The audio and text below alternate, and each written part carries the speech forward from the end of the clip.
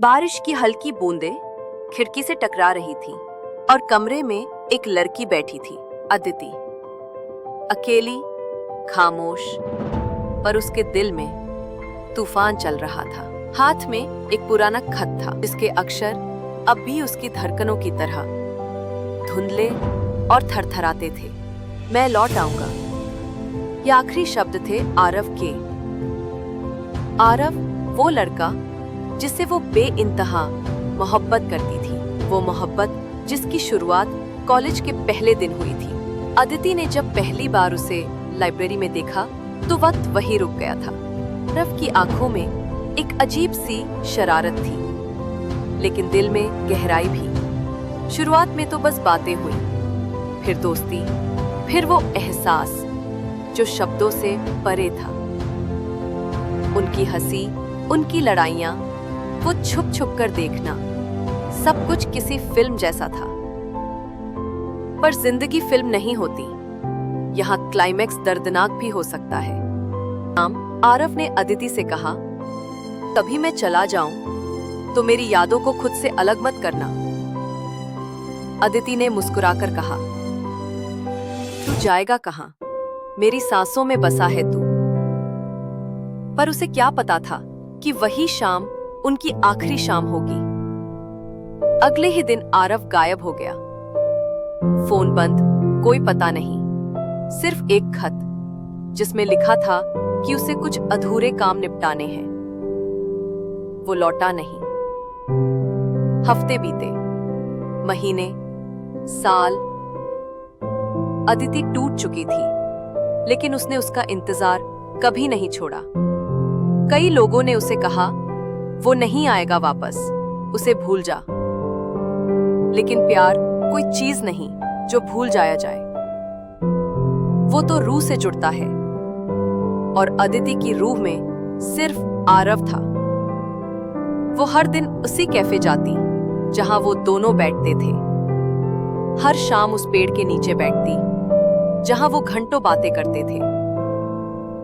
पर फिर एक दिन अचानक उसकी दुनिया पलटी। रात के 11 बजे उसके फोन पर एक अनजान नंबर से कॉल आया। आवाज आई, अगर तुम अब भी उसका इंतजार कर रही हो तो मिलो मुझसे पुराने स्टेशन के पास। अदिति की सांसें रुक गईं। क्या ये आरव था? उसने बिना देर किए स्टेशन की ओर दौड़ लगाई। बारिश हो रही थी, पर उसे कोई परवाह नहीं थी। स्टेशन सुनसान था, सिर्फ दूर खड़ा एक शख्स, काले कोट में, भीगी हुई आंखों के साथ। अदिति चिल्लाई, आरव! उस शख्स ने धीरे से अपना चेहरा उठाया और वक्त फिर रुक गया। वो आरव था, पर उसकी आंखों में पहले जैसी चमक नहीं थी। चेहरे पर दर्द था, गिल्ट था।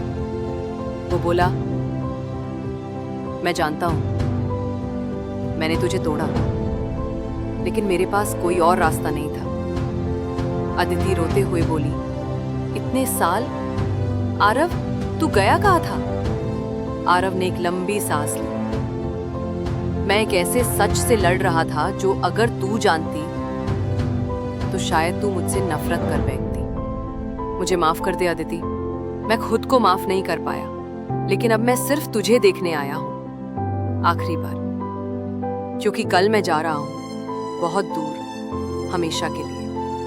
अदिति ने उसका हाथ थाम लिया। अब कुछ भी कहने की जरूरत नहीं, तू आया, यही काफी है। चल, फिर से वही बैठे जहां तूने पहली बार कहा था, तू मेरी है। वे दोनों स्टेशन के पास बैठे। बारिश थमती रही और उनकी बातों का सागर गहराता गया। उस रात वर्षों का सन्नाटा टूट गया और सुबह सूरज कुछ नया लेकर आया। पर जब अदिति उठी, आरव वहां नहीं था। सिर्फ एक खत, एक बार फिर। इस बार लिखा था, तेरा होना ही काफी था। मैं अब चैन से जा सकता हूं। इस बार लौटूंगा नहीं, पर हर बारिश में तुझे छू जाऊंगा। तेरे हर ख्वाब में मुस्कुराऊंगा। तेरी हर मुस्कान में मैं जीऊंगा हमेशा तेरा आरव। अदिति ने